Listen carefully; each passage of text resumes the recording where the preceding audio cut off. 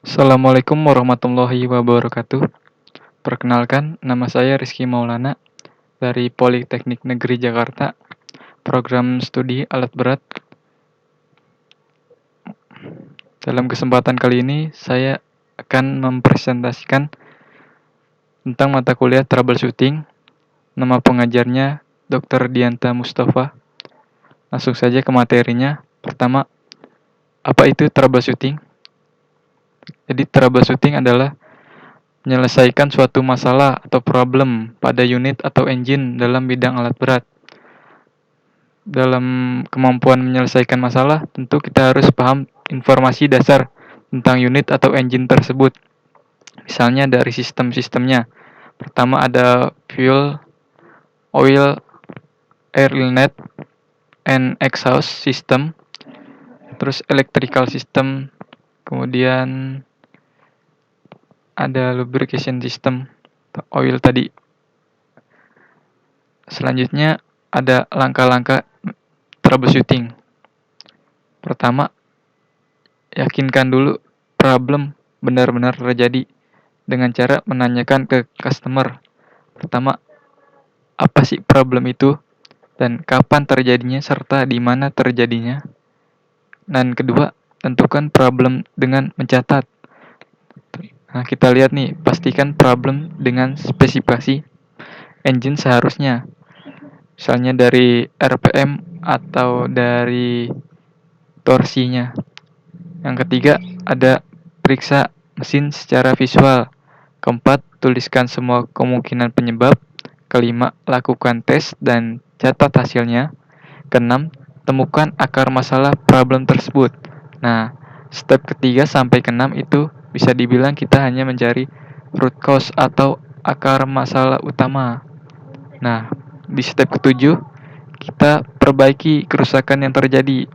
Setelah kita cari di step ketiga sampai keenam, kita perbaiki di step ketujuh. Dan step ke-8 baru kita analisa mengapa sih problem sampai terjadi, dan kita buat service report atau laporannya terhadap si customer. Langsung saja kita ke studi kasusnya.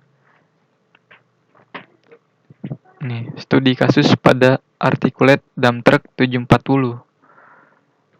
Kita bertanya nih kepada si user atau customer, apa problem tersebut? Si user bilang pada saat start engine tidak running. Pertanyaan kedua, nih, kapan? Saat melakukan perjalanan dengan beban. Ketiga, di mana problem tersebut? Di daerah berpasir. Kita setelah bertanya nih, baru kita cek secara visual. Apa sih yang sebenarnya terjadi? Nah, kita lihat di sini. Problem yang terjadi itu diperiksa secara visual, ternyata engine-nya masih crank, normal, tetapi di start tidak mau. Kan ada juga tuh yang tidak bisa di crank, tidak bisa di start. Nah, di sini problemnya engine-nya bisa di crank, tapi tidak bisa di start. Nah, setelah kita mengetahui problem yang terjadi, selanjutnya kita mencari kemungkinan penyebab dari informasi tentang engine tersebut atau unit tersebut. Kemungkinan penyebab pertama, HM sensor failure. Kedua, no fuel to injection. Tidak ada fuel nih ke injektor. Ketiga, fuelnya kontaminasi. Keempat, glow plug failure. Kelima, air inlet terhambat. Keenam, exhaust terhambat. Ketujuh, kehilangan silinder kompresi. Nah, setelah kemungkinan penyebabnya diketahui, kita langsung tuh ke tes dan record dan simpan hasil tesnya. Pertama kita cek tadi HM-nya dan personality module yang ada di HM. Kita cek tegangan dari baterai ke HM yang dibutuhkan HM berapa, terus personality module kita bisa gunakan ET. Kedua, kita cek hambatan pada fuel system. Nah, tekanan dari injektor di fuel system. Ketiga, kita bersihkan itu fuel system dari mulai tangkinya atau bila perlu filternya kita cek tadi kalau misalkan kotor.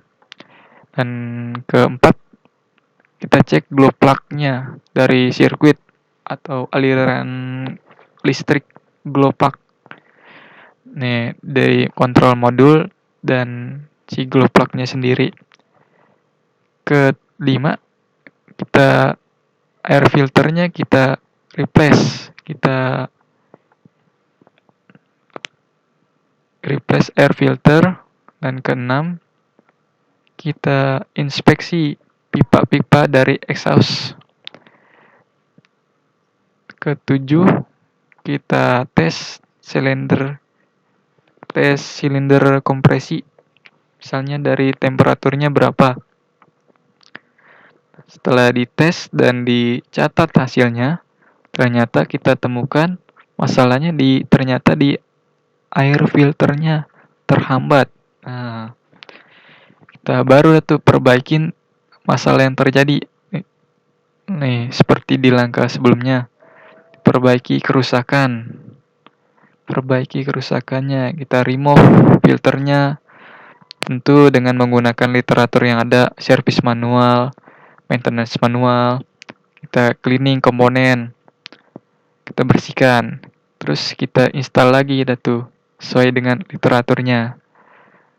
Dan step berikutnya, kita analisa problem tersebut.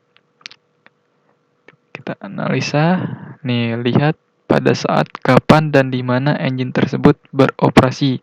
Dari si customer bilang nih, kapan saat melakukan perjalanan, artinya engine sedang running.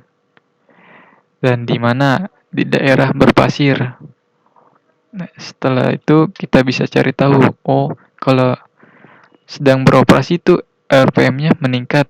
Dan RPM yang meningkat menyebabkan si turbocharger mengalami lonjakan speed. Dan speed yang melonjak tuh kompresi udara jadi banyak. Nah, setelah kompresi udaranya melonjak, itu di situ di mana terjadinya daerah berpasir, udaranya ternyata berdebu. Setelah berdebu kita ketahui baru terhambatnya si filter karena udara tadi yang berdebu. Nah, setelah ini kita buat laporannya. Terus bisa juga kita tambahkan nih solusi-solusinya gimana udaranya berdebu. Terus sebaiknya angkat ini supaya RPM-nya tidak terlalu tinggi, harus bebannya seberapa yang dimuat. Dan kecepatan speednya diatur supaya tadi si filter tidak terhambat. Udah selesai kasus pada articulate dump truck 740. Selesai dibuatkan service report dan selesai troubleshooting yang ada. Sekian presentasi dari saya. Kurangnya mohon maaf. Assalamualaikum warahmatullahi wabarakatuh.